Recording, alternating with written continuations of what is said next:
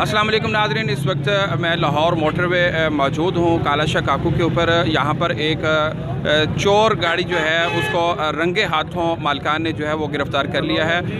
मालिकान जो है वो इस वक्त हमारे साथ मौजूद हैं। आइए उनसे पूछते हैं कि ये वक़ूआ कब और कैसे पेश आया। अस्सलाम वालेकुम। जी साहब, ये कब और कैसे वाक़या पेश आया भाई? जी ये भी तकरीबन कोई 15 मिनट पहले का वाक़या है। मेरे पास 2 गाड़ियाँ थी, हम 2 गाड़ियों में आए थे। मैं और मेरे 3 चचा और एक भाई, हम 5 लोग थे।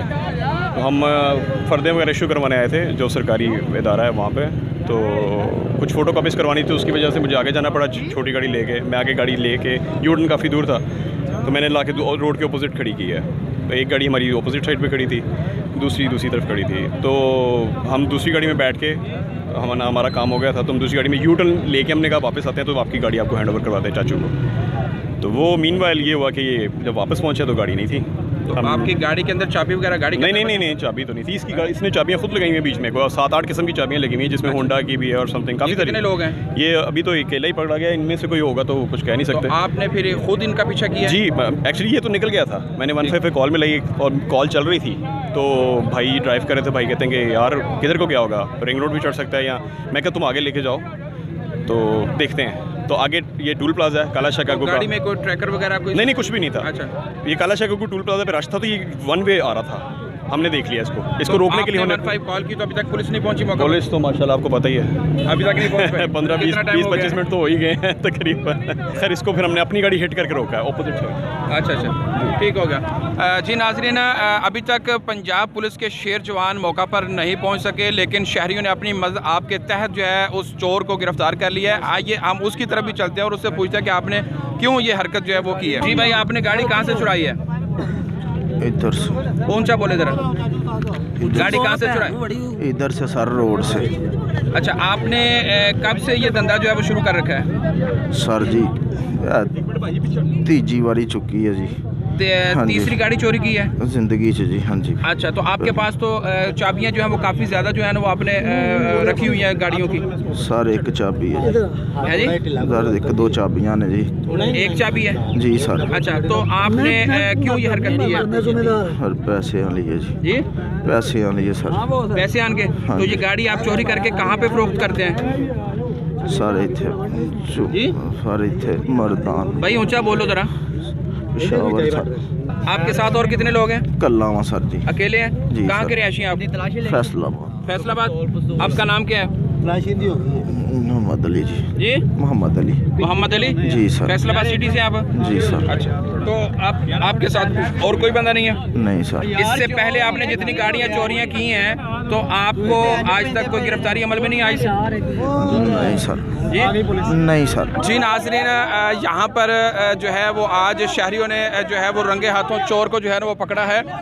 और उसका कहना है कि मैं इससे पहले भी जो है वो 3-4 गाड़ियाँ जो है वो चोरी कर चुका हूँ और आज मेरा ये जो है वो चौथा कह ले वाक़या है। और ये फैसलाबाद का रिहायशी है नौजवान, और वो कह रहा है कि मैंने बेरोज़गारी से तंग आकर जो है ना ये वाक़या किया है और यहाँ से गाड़ियाँ चुराकर पेशावर जाके ये गाड़ियाँ जो है वो सेल करता है। यहाँ पर पुलिस एहलकार भी जो है वो पहुँच चुके हैं और आइए हम उनसे बात करने की कोशिश करते हैं कि इनका मामला जो है वो इस वक्त जो है ना वो क्या होगा। ये पहले भी पेशावर जो है वो गाड़ियाँ जो है ना वो सेल करता है। एक मिनट सर। सर वो पकड़ लिया आपने, बस आपका सिर्फ ये पूछना है कि आप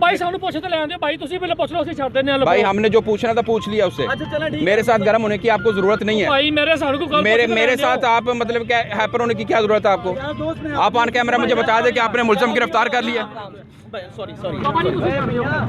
ये हैं हमारे बाइखलाक नौजवान जो अपनी कह लें चंद टगों की खातर जो है ना वो इस वक्त कैमरे का सामना जो है वो करने से गुरेजा है। मैं उससे सिर्फ ये जानना चाह रहा था कि आपने मुलज़म को गिरफ्तार कर लिया है, लेकिन ये कब की कॉल चली और मीडिया के साथ इनका जो बिहेवियर है वो मेरे कैमरामैन ने आपको दिखा दिया है।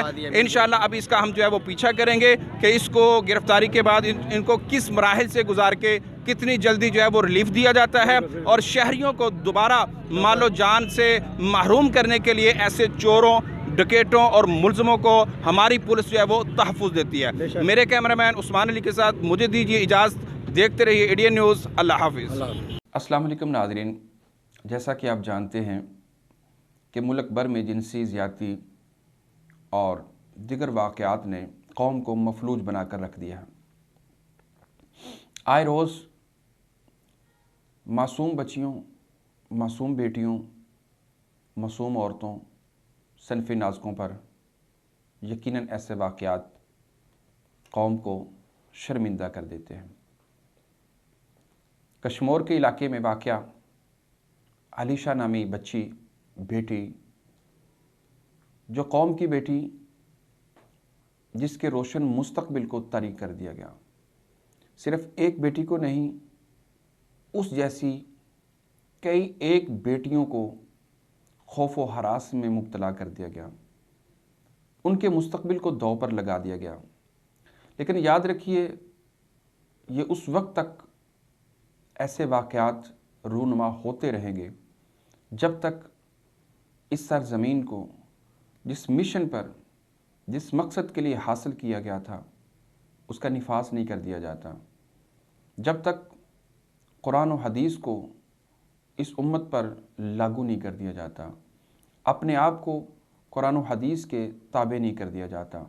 ये वाक़यात दोहराते नज़र आएंगे आपको वो उबाश लोग जिनकी तालीम और तरबियत में फ़र्क होगा। यकीनन वो लोग छोटी नहीं, बड़ी नहीं, किसी जेल की कोठरी में नहीं, किसी रात की तारीकी में नहीं, बल्कि दिन की रोशनियों में, सूरज के उजालों में और सरे बाज़ार सज़ा के मुस्तहिक हैं। उनको लटकाया जाए, सरे बाज़ार उनका मर्डर किया जाए और उनको सज़ा दी जाए, ताकि आइंदा कौम की बेटी की इज़्ज़त को, उसकी हुर्मत को, उसकी तालीम को, उसकी तरबियत को, उसके रोशन मुस्तक़बिल को महफूज बनाया जाए। वो खौफ, वो डर जो आज मासूम कलियों के जहनों में बिठाया जा रहा है, इस नाकाम कोशिश को ख़त्म किया जाए। रियासत मदीना के अंदर रियासत की बेटी को तहफ़्फ़ुज़ दिया जाए। वक़्त के हुक्मरानों को आंखें खोलना होंगी। कानून नाफिज करने वाले इदारों को कानून नाफिज करना होगा।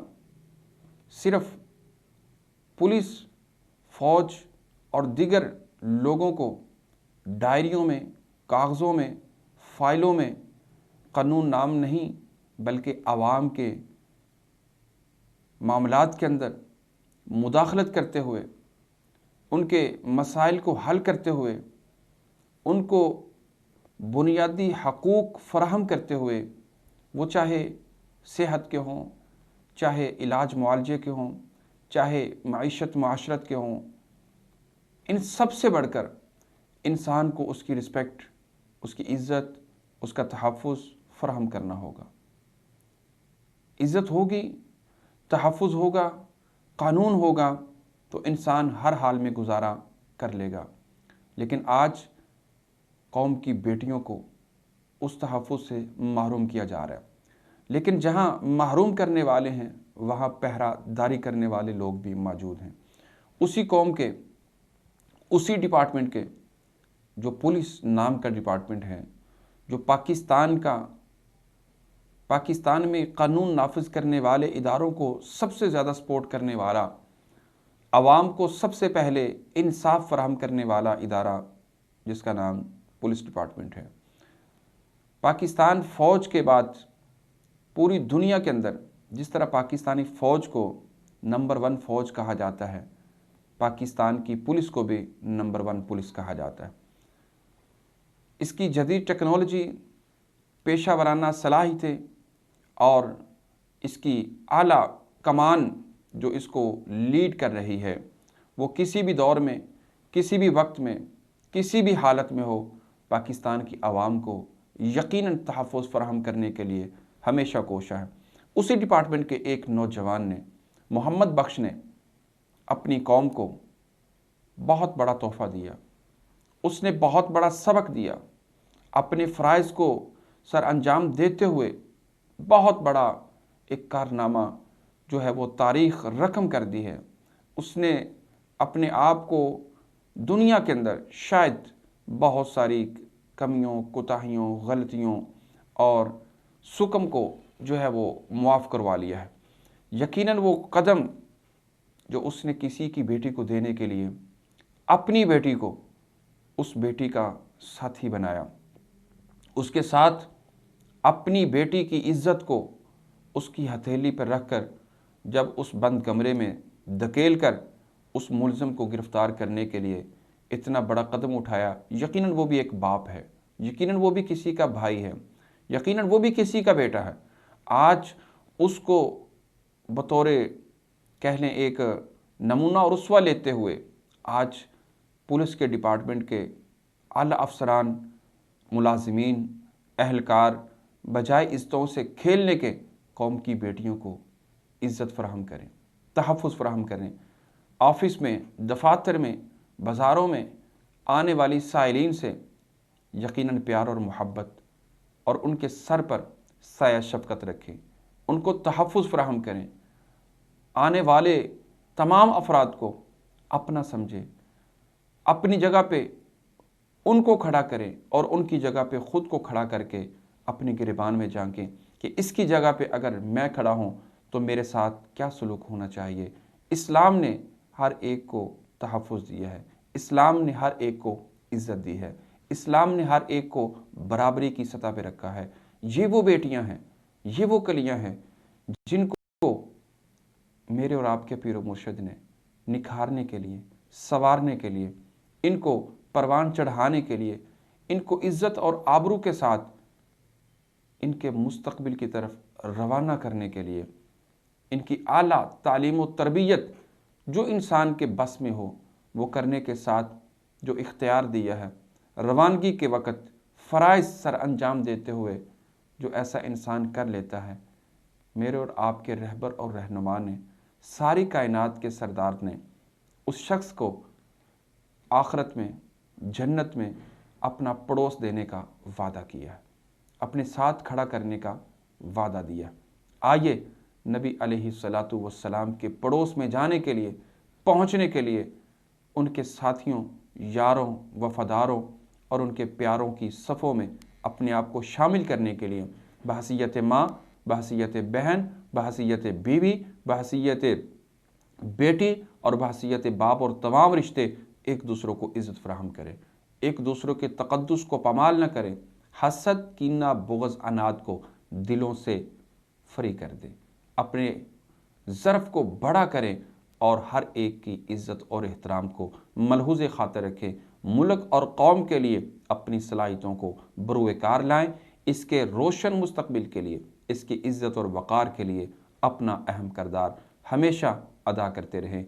जिस हाल में हैं, जहाँ भी हैं, अल्लाह हम सब की हिफाजत फरमाए।